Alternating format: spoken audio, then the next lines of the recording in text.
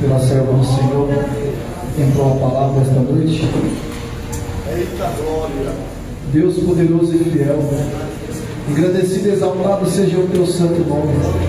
Pai amado, a tua filha está diante do Senhor no teu altar, está incumbida de pregar a tua palavra, Pai. A tua palavra por si só tem o poder de levantar o caído, tem o poder em nome de Jesus Cristo de transformar a vida do homem. A tua palavra tem o poder. Por isso eu peço a ti, no nome de Jesus, que o Senhor use de uma forma diferente a tua filha, que o Senhor coloque na boca dela as suas palavras, e que o Senhor possa conduzir conforme o teu querer, conforme a tua vontade, porque estamos aqui como instrumento em tuas mãos.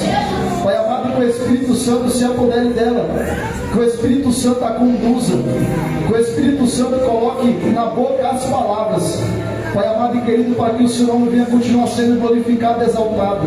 A tua serva está diante do teu altar, Senhor. Use ela de uma forma diferente, e que o Espírito Santo possa fazer algo novo em nosso meio, para a glorificação e exaltação do teu santo nome. A ti assim eu te peço, te agradecendo no nome do Pai, do Filho e do Espírito Santo do Senhor Jesus. E as palmas do Senhor. Cumprimento a igreja com a paz do Senhor, amém? Vamos estar lendo aqui Evangelho de Jesus, segundo escreveu João, no capítulo 4. Eu estou lendo apenas 2 versos, é o 3 e o 4. Glória a Deus. Quero desde já agradecer aos meus pastores, Missionária Neves, Ezequiel, pela confiança de estar aqui sobre o altar trazendo a palavra hoje. Agradecer a cada um dos irmãos pelo acolhimento sentido com a minha família aqui. Já vamos, se eu não me engano, há 3 meses de ministério aqui. E eu agradeço ao Senhor pelo acolhimento de cada um dos irmãos que está aqui hoje. Amém? Todos encontraram? Evangelho de Jesus, segundo escreveu João, capítulo 4, verso 3 e verso 4. Amém? Deixou a Judéia e foi outra vez para a Galileia, e era-lhe necessário passar por Samaria. Se sente glorificando ao Senhor? Esse texto aqui que eu já estou dando sempre colocado no meu coração há um tempo. E quando o Senhor colocou esse texto no meu coração, eu não entendia o porquê o Senhor colocou. E o que eu venho passando, para os irmãos que não sabem, eu tenho um mês que eu sepultei o meu pai. Só que quando o Senhor colocou esse texto no meu coração, meu pai ainda não estava nem internado. E eu não entendia por que Deus colocou esse texto em meu coração. Só que hoje eu entendo o porquê que o Senhor me deu este texto. E para nós termos um panorama melhor, para a gente entender um pouco melhor dessa história, a gente tem que voltar 3.000 anos atrás, aonde o reino de Israel ele estava unido às 12 tribos, unido sob o governo do rei Salomão. Porém, o rei Salomão, quando ele morre, seu filho Roboão assume o seu trono. Porém, Roboão ele não ouve os conselhos dos anciões. Roboão ele não ouve os conselhos daqueles que tinham experiência. E aí ele começa a oprimir o povo com imposto. Então, quando o Roboão começa a fazer isso, há uma separação das 12 tribos. Então surge o reino norte com capital em Samaria e o reino sul com capital em Jerusalém. Porém, tudo vai mudar nessa história com a invasão dos assírios. Eles destroem o reino, eles pegam as 10 tribos de Israel e mandam para o exílio. E eles trazem outros povos, esses povos se misturam, fica um povo misturado, um povo mestiço. E segundo a tradição judaica, segundo a tradição do samaritano, na verdade, eles são os remanescentes, e são eles de Israel. Porque quando os assírios expulsam as 10 tribos, eles não expulsam todo mundo. Então fica a tribo de Efraim, Manassés e a tribo de Levi. E eles seguiam vivendo nessa região, e que são eles os samaritanos. E os samaritanos eles se misturaram com a população trazida pelo assírio. Então eles não eram 100% o povo de Israel. Então os samaritanos eles criaram uma rixa desde então quando houve essa separação. E a proposta de Jesus em ir para Samaria não era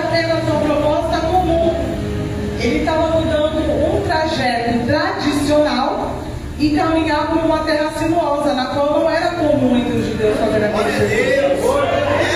Jesus ele olha para os seus discípulos e diz: hoje vamos para a Galileia. E a minha ida à Galileia não será pelo caminho atual, o caminho habitual, o caminho tradicional que vocês costumam fazer. Hoje vamos para a Galileia, porém vamos fazer uma nova rota. E havia muitos caminhos que eles costumavam fazer. E um dos caminhos que eles costumavam ir era atravessando o Jordão e subindo a Pérea. E o segundo caminho era indo pela costa do mar. Só que Jesus ele usa uma rota totalmente o contrário dos costumes judaicos. E aqui onde acabamos de ler no verso 4, o narrador diz: era-lhe necessário passar por Samaria. E olhando esse texto e trazendo para os dias de hoje, há momentos na nossa vida que nós somos impulsionados pelo Espírito Santo para fazer a vontade de Deus, para fazer aquilo que o Senhor nos ordenou, sair da nossa zona de conforto. E a vontade de Deus geralmente é nos tirar daquilo que nós conhecemos, é nos tirar daquilo que é habitual, é aquilo que a pastora Paula trouxe na saudação dela, na palavra inicial, é mexer na onde a gente tem medo. Ir para Samaria, fazer a vontade de Deus, o Senhor mexe na nossa estrutura.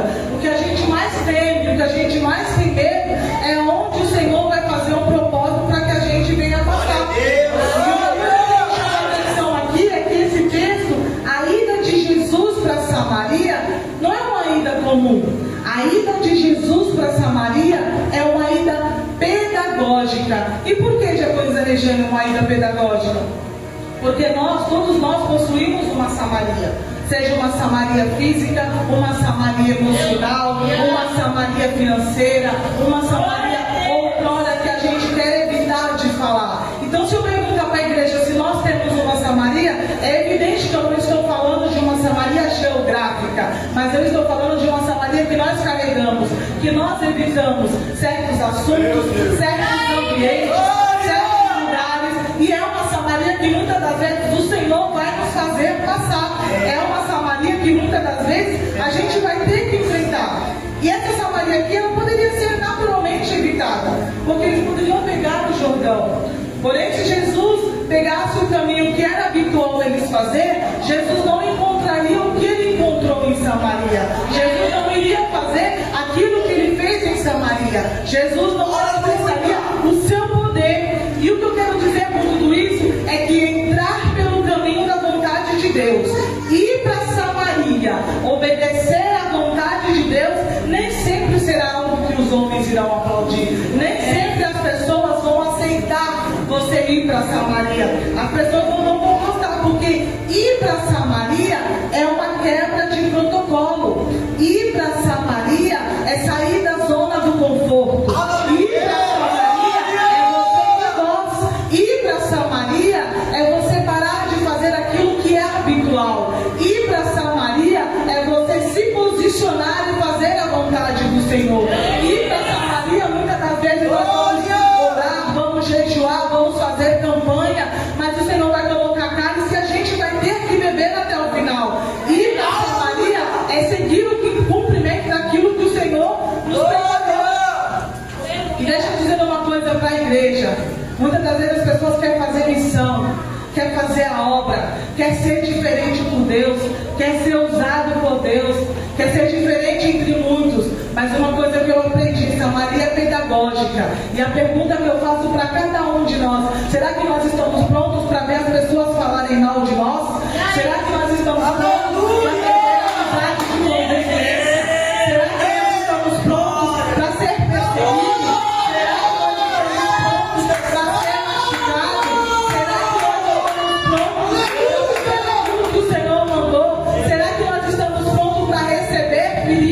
E continuar de pé, porque muitas das vezes o cristão, isso eu falo, de mim, começa a bater aqui primeiro. Muitas das vezes a gente quer fazer bonito, a gente quer fazer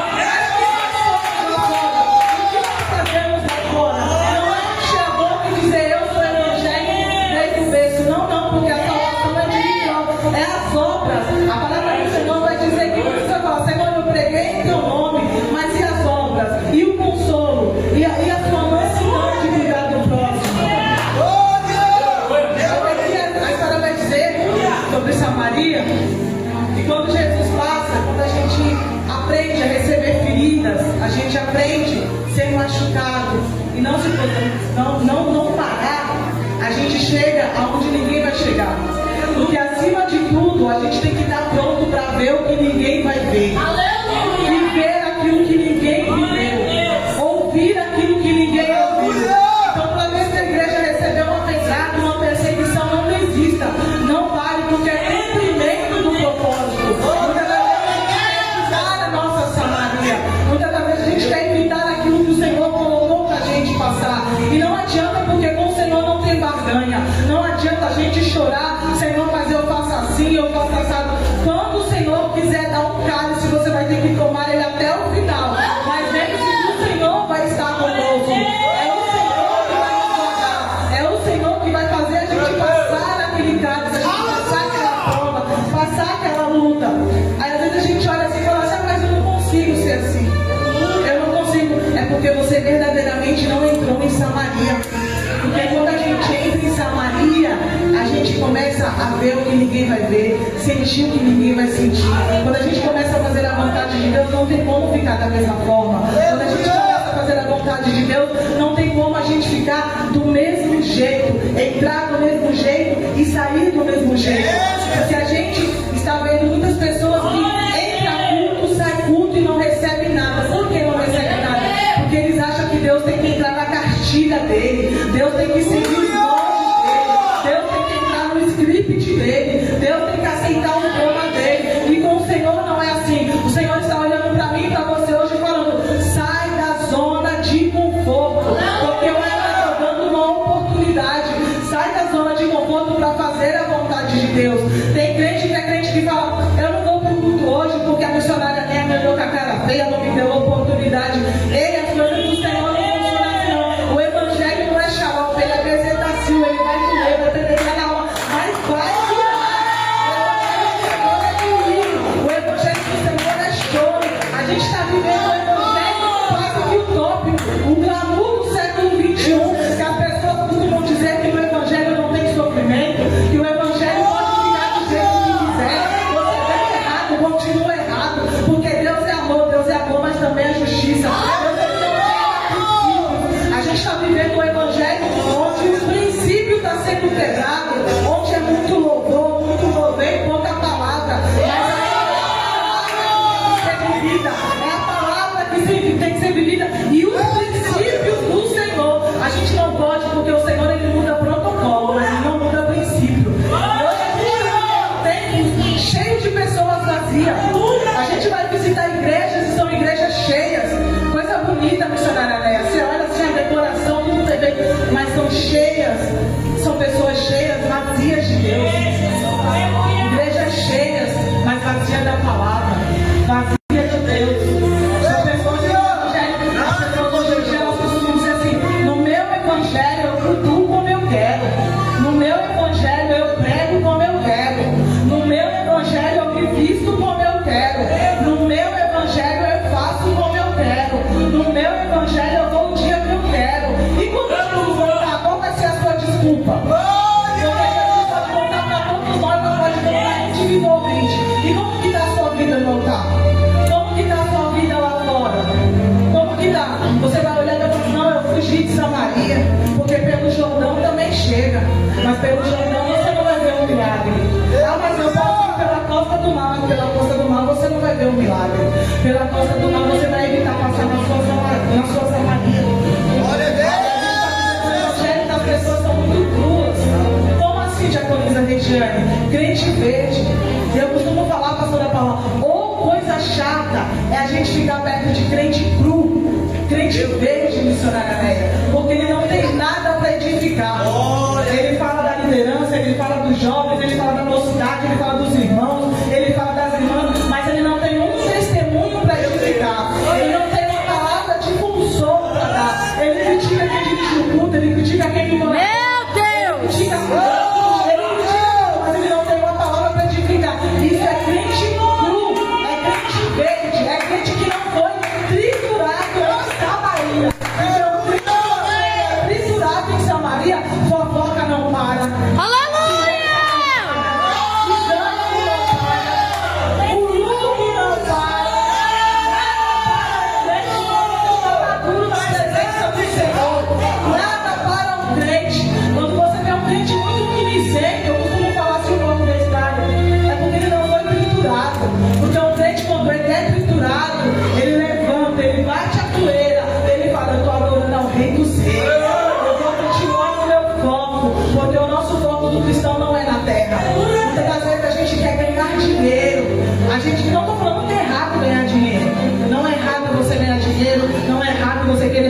graduação, não é errado você querer o melhor para a tua família. Mas de que adianta você ganhar o mundo, você ganhar uma vida social e no grande dia você perder a tua salvação? Porque nada do que a gente tem aqui na terra vai subir. Nada do que a gente conquistar aqui na terra vai subir. Aleluia! Eu estava até conversando com a pastora Paula e eu falei, a minha vida pode estar toda bagunçada, meu emocional pode estar por um fio, mas eu preciso focar no meu espiritual. Porque se a gente tiver com o nosso espiritual elevado, nada, igreja, nada nos para. Se a gente tiver com o nosso emocional levantado, a gente vai chorar, porque o evangelho é dor. O evangelho é dor. A gente vai chorar, a gente vai viver. Aleluia! Mas a gente não para, a gente não desanima. A gente pode chegar até essa escada desanimada, mas quando você colocar os teus pés ali, dê o teu melhor, porque é para Cristo. Você não vai dar o seu melhor aqui porque é para o homem. Você tem que dar o seu melhor porque é para Cristo. E Cristo, ele sonda o nosso coração. Cristo, ele sonda o nosso coração. Por isso que tem crente que entra ano, sai ano e nada ele conquista. Por quê? Porque o foco dele é aqui na terra. Então, quando você estiver comprando na terra, nada do espiritual vai descer. Vai ter uma blindagem. Porque não tem como a gente ter uma fonte de beber duas águas. Meu Deus! Japoniza aqui, lá fora eu não sei japoniza. Não tem como eu chegar no meu serviço e as pessoas olharem para mim e falar, mas nem parece que você é crente. Meu Deus! Não tem como as pessoas olharem para mim e falar, não parece que você é da igreja.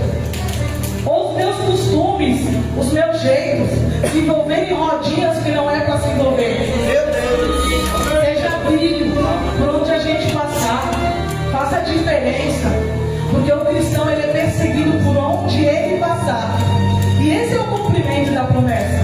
Porque quando a gente tem um chamado, quando a gente está com muito conforto, nada acontece, está tudo bem, não tem prova, está tudo ótimo, pode procurar que tem alguma coisa errada.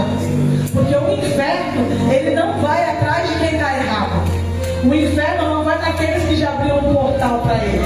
Ele vai naquele que está tampando a brecha. E todos os dias a gente precisa tampar as brechas. Não é eu tampei a brecha na segunda, na terça eu não vou fazer. Todos os dias. Porque muitas das vezes a gente olha e fala assim, meu Deus, parece que o inferno inteiro está lutando contra mim. De fato está. De fato o inferno está. Porque o inimigo sabe que quando você vencer potestades, trevas, passar por Gadara, passar por cidades tenebrosas, nada vai tirar o teu foco. Aleluia! Emprego não tira o foco, faculdade não tira o foco, amigos não tiram o foco, vizinhos, familiares, nada vai tirar o foco. Quando a gente é triturado em Samaria, quando a gente entende a vontade do Senhor, a gente não para, a gente não desanima. Aleluia! O foco de Satanás, igreja, é tirar a gente da presença. O foco de Satanás é fazer assim, faz isso aqui, porque isso aqui não é nada. Não, mas isso aqui pode. Mas você é jovem, mas você é assim. Você é assim. Não, não. O foco de Satanás é nos tirar da presença. Esse é o foco. Então toda vez que o inferno se levantar, você vai falar, eu vou continuar. Porque se o inferno está se levantando, é porque eu sei que eu estou no caminho certo. E a palavra vai dizer que era necessário passar por Samaria. Você não vai ficar nesse deserto. Você não vai ficar parado nesse deserto. Passar por Samaria é propósito, é cumprimento da promessa, é Deus nos estruturando. Então quando a gente passa uma prova, a gente quer reclamar, ah Senhor, mas assim eu não vou adorar, ah eu estou desanimado, eu não vou hoje, ah eu estou assim, eu estou assim. Não, não, não, igreja. Quando o Senhor colocar a gente para passar alguma dificuldade, passe louvando, passe engrandecendo o nome do Senhor. Porque muitas das vezes a gente costuma esquecer aquilo que o Senhor fez a vida inteira. A gente costuma esquecer. Por algum momento, quando meu pai, antes dele ser internado, né? Antes do meu pai ser internado, eu fiz uma oração para o Senhor.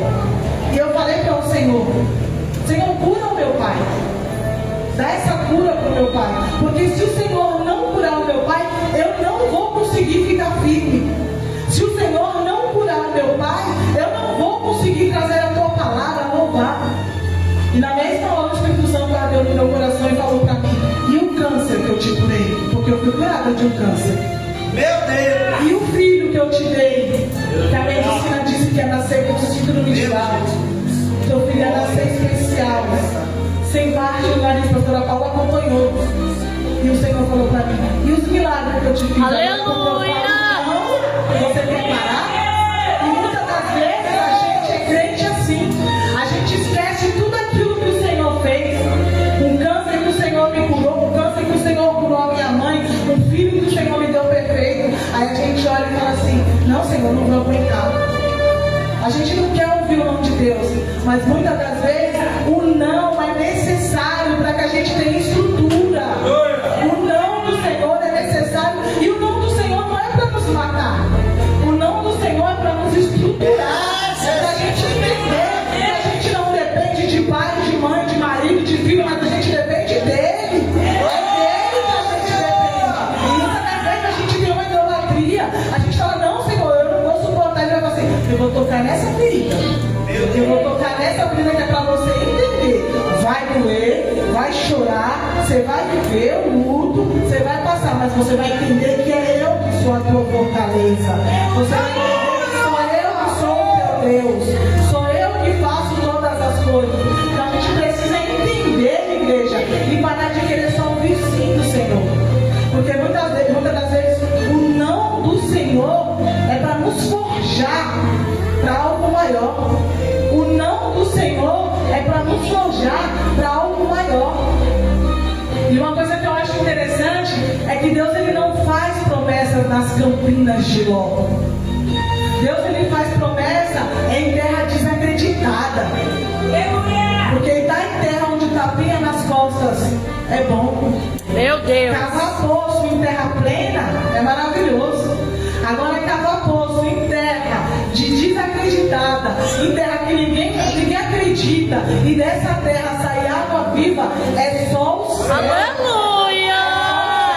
O meu é improvável, o teu é improvável, essa enfermidade, essa depressão, essa crise de ansiedade, é só um caminho para Samaria que a gente tem que passar, para que lá na frente a gente venha entender o propósito do Senhor, para que lá na frente a gente venha entender que Deus, ele faz da maneira que ele quer, do jeito que ele quer. Para a gente ter estrutura. Porque o que é um crente sem estrutura? Ele não é nada. Qualquer vento derruba, qualquer vento para, qualquer vento ele desvia. Então a gente precisa ter estrutura no Senhor, não é estrutura na terra. Para que no grande dia, quando alguém olhar para a gente chegar lá na glória, olhar para a gente e falar assim: ei, você passou por onde? E você terra tenebrosa. Eu enfrentei potestades, eu enfrentei inimigo, eu passei por Samaria, está aqui o meu diploma, mas eu cheguei. Eu não avancei, eu não parei, eu não desisti. Eu cheguei, eu passei por Samaria, doeu. Achei que ia morrer, mas eu estou aqui para a honra e glória do Senhor. E a palavra que eu deixo para a igreja hoje é essa: enfrente a sua Samaria. Enfrente aquilo que o Senhor colocou na tua vida. Enfrente de cabeça erguida. E entenda: aqui é passageiro, mas o nosso foco. Aleluia! Não pode fazer. Levante a cabeça, igreja. Se posicione, porque o Senhor, ele quer posicionamento. Não há mais tempo de dois pensamentos. Não há mais tempo de hoje eu sou crente, amanhã eu não sou. Eu vou para a igreja hoje, como a pastora Paula falou. As coisas apertam, eu venho para a igreja. As coisas facilitam, eu volto para o mundo. Não há mais tempo. A gente precisa se posicionar e fazer a vontade do Senhor. E essa palavra que o Senhor colocou no meu coração hoje. Igreja, se posicione. Não há mais tempo de dois pensamentos. Se posicione para fazer aquilo que o Senhor colocou na vida de cada um. E assim, nós vamos dar a oportunidade às palmas ao Senhor.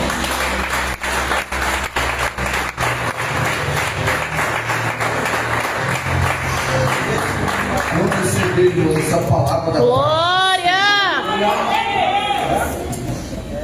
Tem alguém que ouviu a palavra de Deus essa noite? Pastor, quero voltar para Cristo hoje.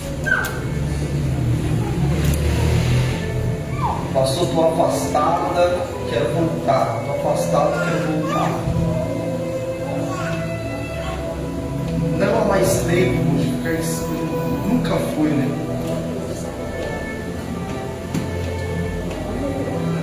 E Deus está te chamando hoje.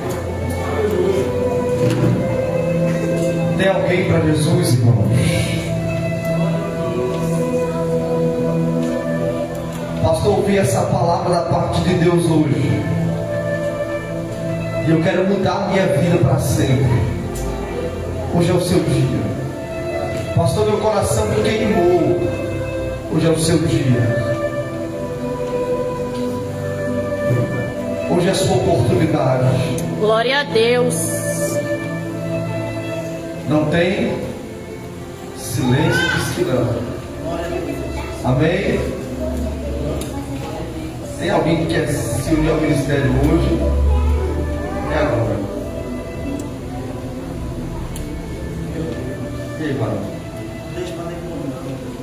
Não deixa para depois, não é? Isso.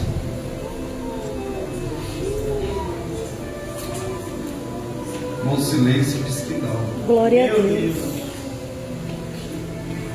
Mas deixa eu te falar uma coisa. Quinta-feira, quinta profética,